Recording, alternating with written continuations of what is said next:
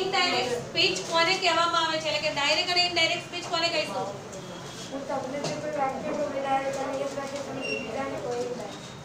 આપણે જ્યારે કોઈને આપણી સામે હોય એને જે વાક્ય કહીએ છીએ એને કહીશું ડાયરેક્ટ સ્પીચ, અને જે આપણે કોઈની ગેરહાજરીમાં એટલે કે ત્રીજા વ્યક્તિની ગેરહાજરીમાં આપણે વાત કરીએ છીએ તો એને કહેવાય ઇનડાયરેક્ટ સ્પીચ. બરાબર. ત્યાર પછી આપણે કેટલાક નિયમો જોયા છે કે ક્યારે કયો શબ્દ વપરાય છે. સૌથી પહેલા વાક્યને આપણે ડાયરેક્ટ સ્પીચમાંથી ઇનડાયરેક્ટ સ્પીચમાં ફેરવીએ છીએ ત્યારે કઈ વસ્તુ કાઢી નાખવામાં આવે છે અંદરથી? બરાબર છે. અવતરણ ચિહ્ન કાઢીને સાદા વાક્યમાં આપણે શું મૂકીએ છીએ બે વાક્યને જોડવા માટે?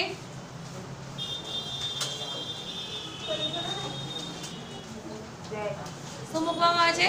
ધેટ. ત્યાર પછી સે ટુ આપેલું હોય વાક્યમાં તો એનો ચેન્જ કરીને આપણે શું કરીશું? ટેલ. સેઝ ટુ હોય તો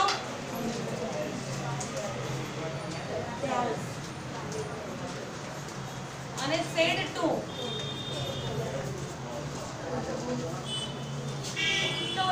ટોલ્ડ. હવે આની અંદર પણ મેં તમને કહ્યું હતું, હવે જેને પૂછ્યું ને એ જ હાથ ઊંચો કરીને બોલજો, બધાના સમૂહમાં ના બોલી જતા. આમાંથી કયા શબ્દ છે ને વર્તમાન કાળમાં છે? એટલે કે ટેલ અને ટેલ્સ. બરાબર. આ વાદે શેમાં છે? વર્તમાન કાળમાં. જ્યારે ટોલ્ડ છે કયા કાળમાં છે? ભૂતકાળમાં.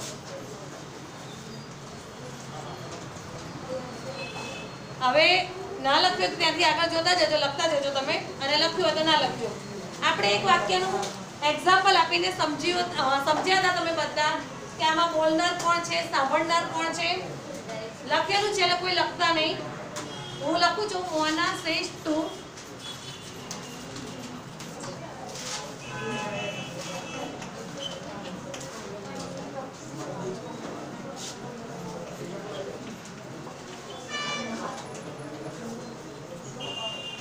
she is a good teacher.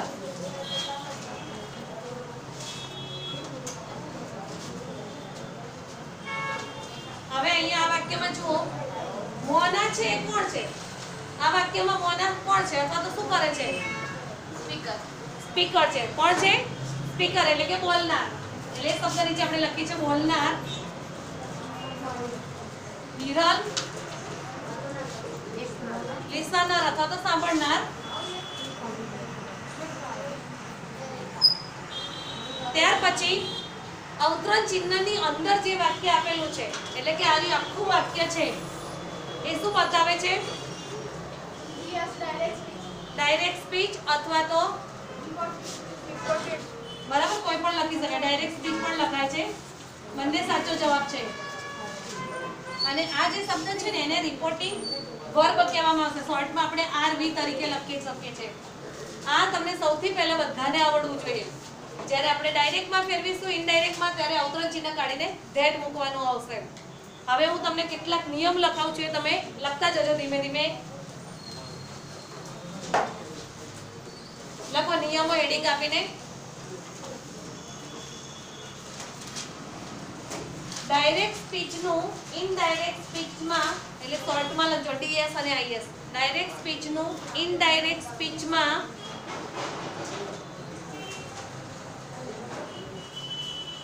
રૂપાંતર કરતી વખતે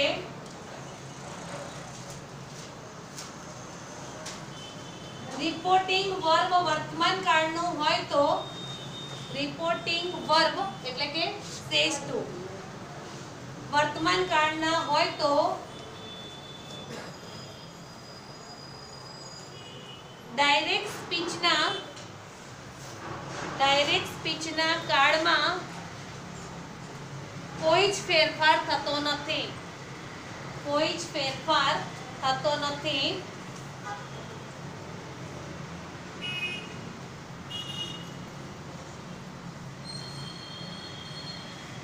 માત્ર વાક્ય that થી જોડાય છે.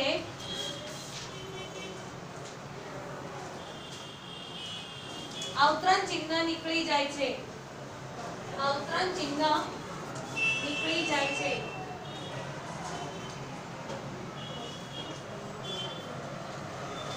નિયમ નંબર 2. આ નિયમમાં સમજણ પડી ગઈ ને બધાને? જો વાક્યમાં સે ટુ અથવા સેઝ ટુ આપ્યું હોય ને તો પાછળ કોઈ ફેરફાર કરવાનો નહીં. શેમાં ફેરફાર નથી કરવાનો? કાળમાં, એટલે વર્તમાન કાળ અને ભૂતકાળમાં એ બધો ચેન્જ નહીં કરવાનો, પણ આ સર્વનામમાં ચેન્જ થશે. આઈનું કેટલીક વાર હી થશે, એ બધા ચેન્જ કરવાના. અને એ ચેન્જ કરશો એટલે અહીંયા કાળ ન બદલાય, પણ ધારો કે અહીંયા સી ની જગ્યાએ વી થતું હોય આઈની જગ્યાએ, તો અહીંયા પછી વી પછી ઈઝ ના આવે, પણ શું આવે? આર. એ ચેન્જ કરી લેવાનું જાતે. નિયમ નંબર 2. રિપોર્ટેડ સ્પીચમાં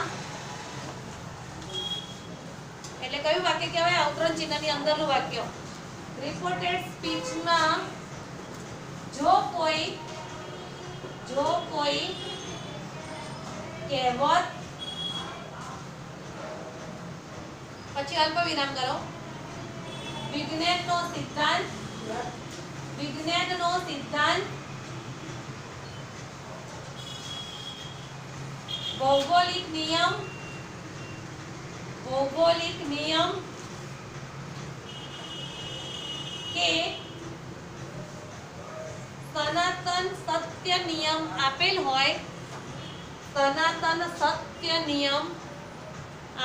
હોય, તો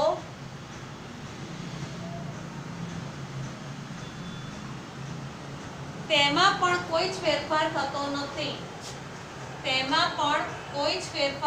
નથી.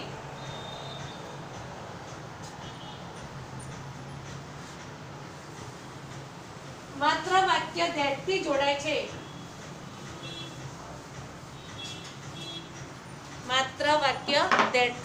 છે. અને અવતરણ ચિહ્ન નીકળી જાય છે. હું બોર્ડમાં એક વાક્ય લખું છું ને, જોઈ જોઈને બધા લખો. Our teacher says, એક્ઝામ્પલ છે નિયમને અનુરૂપ. Our teacher says the sun rises in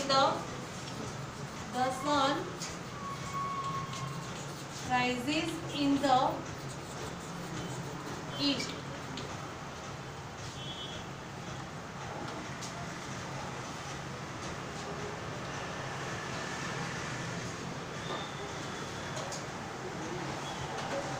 વાક્ય લખી દો. આન્સર લખવામાં ઉતાવળ ના કરતા કોઈ બાજુમાં જોવાનું કે જરૂર નથી.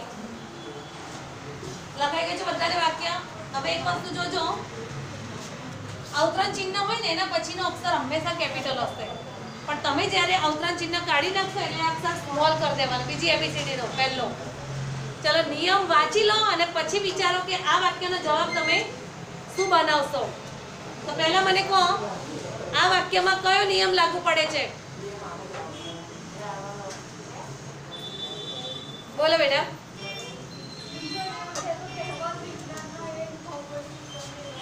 તમે જે લખ્યું છે ને જોઈ જોઈને જ વાંચવાનો આખો નિયમ. વાંચી નાખ.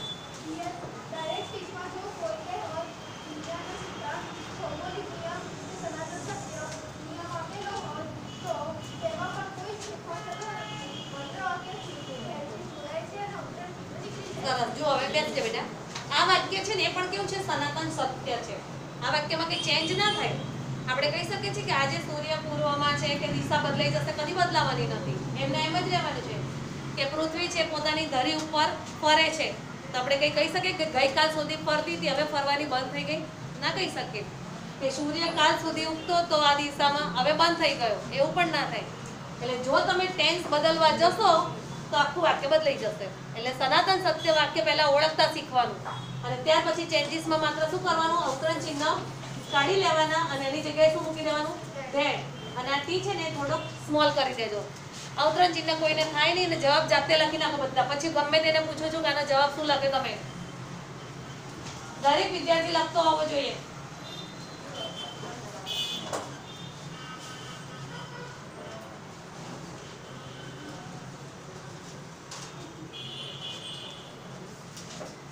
બોલો. Our teacher says that the sun rises in the east. Fine. Our teacher says that sun rises in the east. સરસ. Our teacher says that sun બધાને લખાઈ ગયું છે વાક્ય હવે? હવે એક બીજો નિયમ છે. આ આપણે શું ભણ્યા હતા? સાદા નિયમોને. હવે નિયમ નંબર 2. હેડિંગ મારો સર્વનામમાં ફેરફાર. નંબર નામ કોઈ તમે એરો મારી કંઈક લખી દો. સર્વનામમાં ફેરફાર.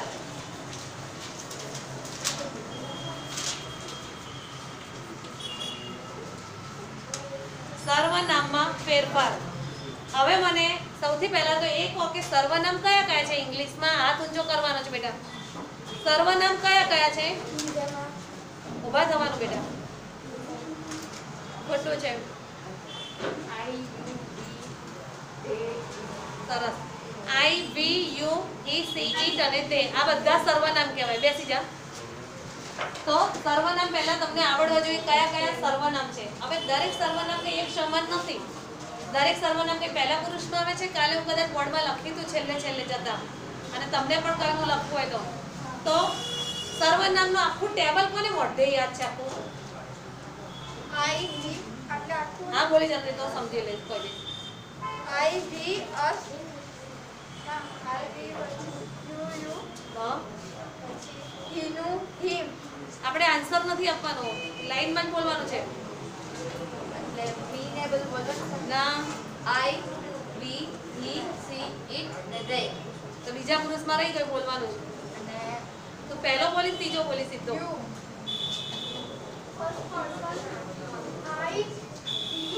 Second person માં you અને you. હવે third person માં he, she, it અને they. સરસ, સાચું છે બેટા, એકદમ ફાઇન. સાંભળો હવે એ નિયમનો કોઠો કાલે તમને કહ્યું કદાચ ખબર નથી. લખેલો છે તમે બધાએ? જુઓ, એક બાજુ છે એક વચન અને બીજી બાજુ છે બહુવચન. લખેલો છે એ લોકો ના કરતા. અને અહીંયા છે પહેલો પુરુષ. તો પહેલા પુરુષ એક વચનમાં આઈ, તો બહુવચનમાં વી. પછી બીજો પુરુષ છે યુ, યુ.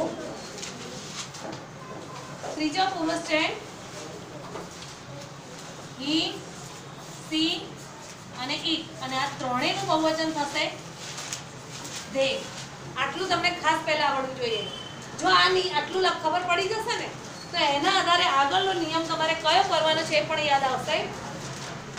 તો પહેલા સમજીને મને કહો, કાલે ખબર હોય તો પહેલા પુરુષનો ફેરફાર કોને આધારે થાય? કોઈને યાદ છે આવું કંઈ? બોલનાર. સરસ. પહેલા પુરુષનો પહેલા ટેબલ લખી નાખો બધા પોતાની નોટમાં. લખ્યું છે? હેડિંગ માર્યા પછી લખાઈ ગયું હોય તો હવે નીચે એરો મારીનો નિયમ બોલીશ તો કોઈને રહી ના જાય.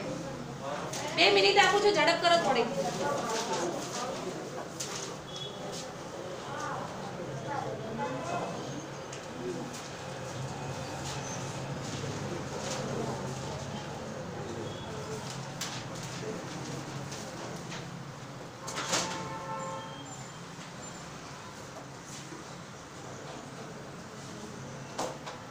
લખાઈ ગયું છે બધાને?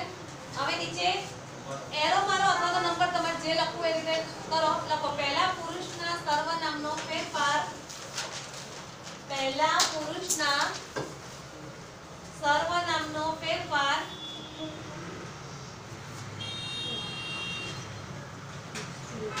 બોલનાર પ્રમાણે થાય છે. બોલનાર પ્રમાણે થાય છે.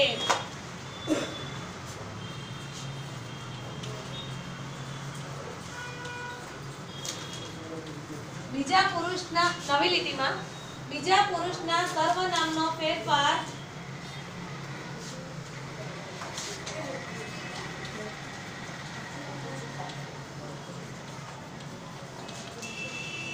સાંભળનાર પ્રમાણે થાય છે. સાંભળનાર પ્રમાણે થાય છે.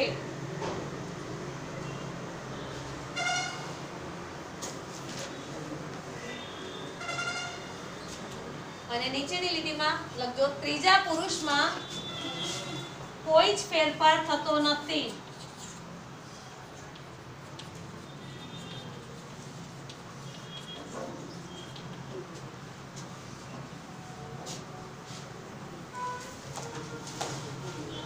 દરેક જણ છે ને આટલા નિયમ પહેલા યાદ કરી લો.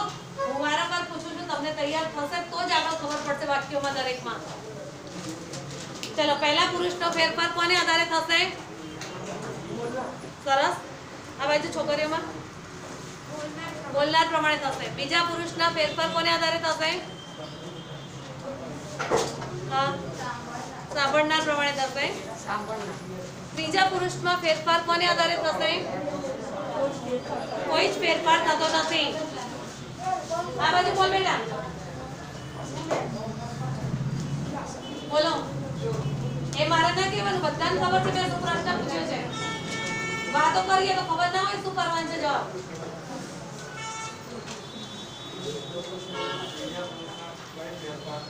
તું બેસી જા. સાચું ઉત્તર જવાબ. કેટલા આમાંથી એક છોકરો ક્યારનો બોલી રહ્યો છે, કશું જ ધ્યાન નથી એને.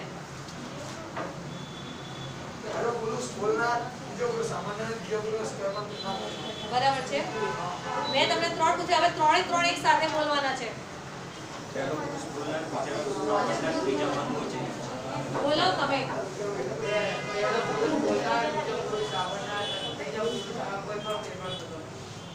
સાચું જ બેસી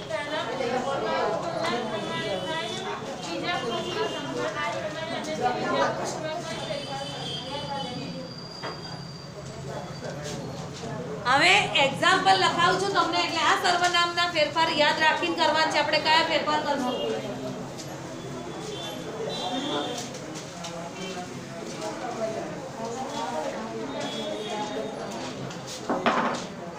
લખો એક્ઝામ્પલ અથવા તો નિયમ.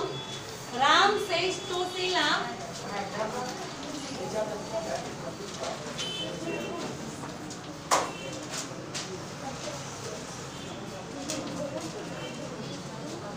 I do my work.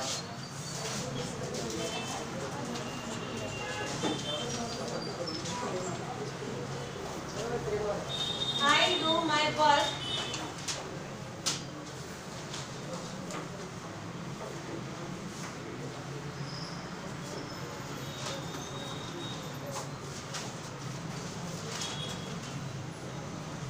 વાક્ય લખાઈ જાય એટલે જવાબ તમે બનાવશો. તમને હું પૂછીશ અને કરીશ જવાબ પહેલા. તો ચલો સૌથી પહેલા મને કહો, સેજ ટુ ના બદલે શું મૂકીશું? બેટા બેટા કોને આટલી ઈચ્છા છે કે બોલવાની? બરાબર. શું મૂકીશું? આપણે અંદરનો ચેન્જ, સાચું જ બેટા, અંદરનો ચેન્જ નથી કરવાનો, પણ સેજ ટુ નું શું કરવાનું? ટેલ્સ. એટલે સેજ ટુ ના બદલે મૂકી દેજો ટેલ્સ. અને કોઈ પણ વિદ્યાર્થી ટેલ્સ લખે ને એના પછી ટુ ના લખતા. ટેલ્સ પછી કદી ટુ ના આવે, કારણ કે આપણે ફેરફાર બંને શબ્દનો ટેલ્સ કરીએ છીએ. તો રામ ટેલ્સ શીલા, પછી શું મૂકીશું?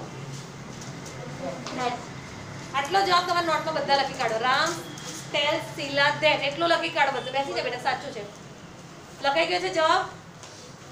ત્યાર પછી કોઈ બોલતા નહીં. આઈ સર્વનામ કયા પુરુષમાં આવે છે? પહેલા તો હાથ ઊંચો કરો એટલે ખબર પડે કે આટલા વિદ્યાર્થીઓને સમજણ પડી છે. આન્સર લખેલો હોય ને એમના કે ખોટો જવાબ છે તારો. આન્સર લખેલો છે અને પછી બોલી જાવ છો એમને. ત્રીજા પુરુષમાં અહીં આવે. પહેલા પુરુષ એક વચનમાં અહીં આવે. બેસી જાઓ. તમને ખોટો લખાઈને મેં કહ્યું તું તૈયાર કરજો. પહેલા પુરુષ એક વચન બહુવચન એક સમયે નહીં બોલો તો ચાલશે. પહેલા પુરુષનો ફેરફાર કોને આધારે કરીશું આપણે? પહેલા પુરુષનો ફેરફાર સાંભળનાર પ્રમાણે થશે બેટા? બોલનાર પ્રમાણે. તમારા વાક્યમાં બોલનાર કોણ છે? રામ છે. બેસી જા. તો રામ માટે આપણે કયું સર્વનામ વાપરીશું? એટલે આપણે અહીંયા આઈની જગ્યાએ શું લખી દેવાનું? અને એચ સ્મોલ કરશો. કેમ? કારણ કે અહીંયા વાક્ય ધેટ થી જોડાશે. હવે જો આઈ ની જોડે તમે ડુ મૂક્યું, પરંતુ હીની જોડે ડુ ના આવે. શું આવશે? હીની જોડે શું આવશે? ડઝ. આઈ નું આપણે માય કરે છે, માલિકી દર્શક છે, તો અહીંયા હી નું શું કરી દઈશું? His work. જવાબ લખી નાખો, પછી બોલાવું છું. Ram tells Sheila that he does his work. સરસ. Ram tells Sheila that he does his work. Fine. Ram tells Sheila that he does his work. બધાને લખાઈ જાય જવાબ? હું બીજું વાક્ય લખું છું નીચે. લખાઈ ગયો છે જવાબ? I say to her,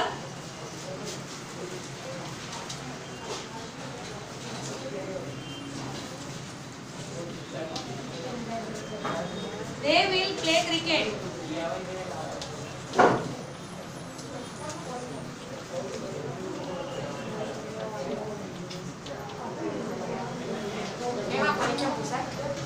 Okay. પરીક્ષામાં તો પૂછાય ને 3 માર્ક્સમાં પૂછાય ઇનડાયરેક્ટ સ્પીચ. લખાઈ ગયું છે વાક્ય બધાને? ફરીથી વાંચું છું, જેને નથી લખાયું એ લખો. I said to her, invited ફોર્મમાં they will play cricket. They will play cricket. ચલો હવે મને કહો પહેલા say to ના બદલે શું કરવાનું? ઉભો રે બેટા. ટેલ કરવાનું તારું સાચું છે. બોલ શું થશે ભાઈ? આ નિયમ યાદ રાખવાનો. say to હોય ને એના બદલે ટેલ થશે. told કોનું થશે? મેં એને પૂછ્યું છે, બીજાને બોલશો. told તે કયું મૂકવાનું? કોના બદલે મુકાશે told? said to. બેસી જા. તો I tell her પછી that they છે કયા પુરુષમાં આવે છે? કયા પુરુષનું સર્વનામ છે? ત્રીજો પુરુષ. ત્રીજા પુરુષમાં ફેરફાર કોને આધારે કરવાનો છે? ત્રીજા પુરુષનો છે એટલે તેનું તે જ. એટલે એનો નિયમ મેં લખાયો છે તમને. કોઈ ફેરફાર નહીં. કોઈ જ ફેરફાર થતો નથી એટલે એમના એમ આખું વાક્ય આવશે જવાબમાં. they will play cricket. માત્ર ટી છે ને એ નાનો કરી દેજો બીજી એબીસીડી નો, અને જવાબ બધા જાતે લખી દો. I tell her that they will play cricket. નિયમ સમજતા જજો તો ઈઝી પડશે વાક્ય. લખાઈ ગયું છે બધાને વાક્ય? ત્રીજું વાક્ય, Tenali Raman says to.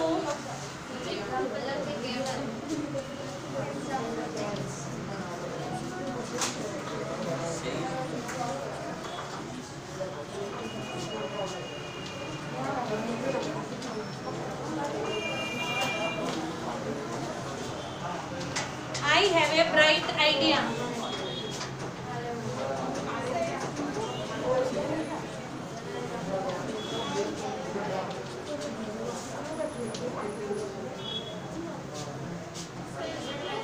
I have a bright idea.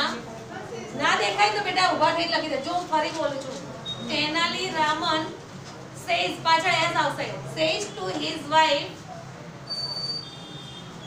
અવતરણ ચિહ્નમાં I have a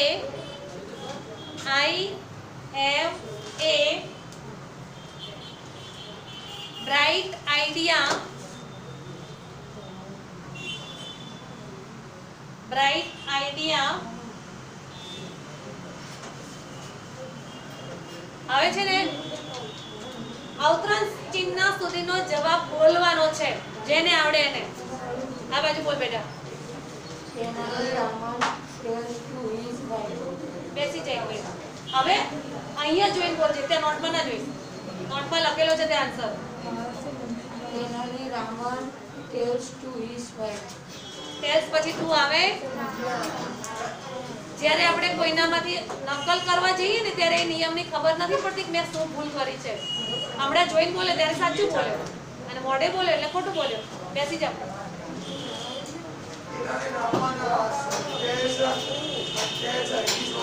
પછી બસ એટલું જ બોલ. અહીંયા ધેટ મૂક્યું આટલું કર લખાઈ ગયું છે બધાને. બીજા લોકોને ટાઈમ મળે એટલે તરત લખતા જજો વાક્ય. ચલો હવે આઈ છે. આઈ કયા પુરુષમાં આવશે? પહેલા પુરુષનો ફેરફાર કોને આધારે કરવાનો? બાજુમાં વાક્યમાં બોલનાર કોણ છે?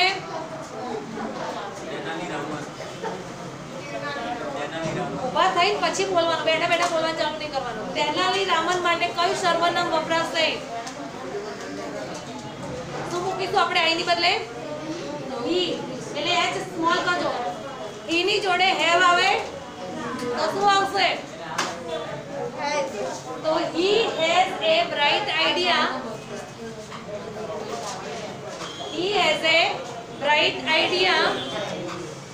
આટલે સુધી બધા લખીને કમ્પ્લીટ કરો. ત્યાર પછી બધું ફરીથી પૂછું છું એકવાર.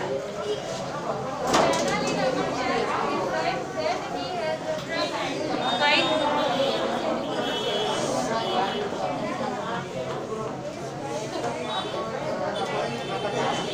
બેસી જાઓ.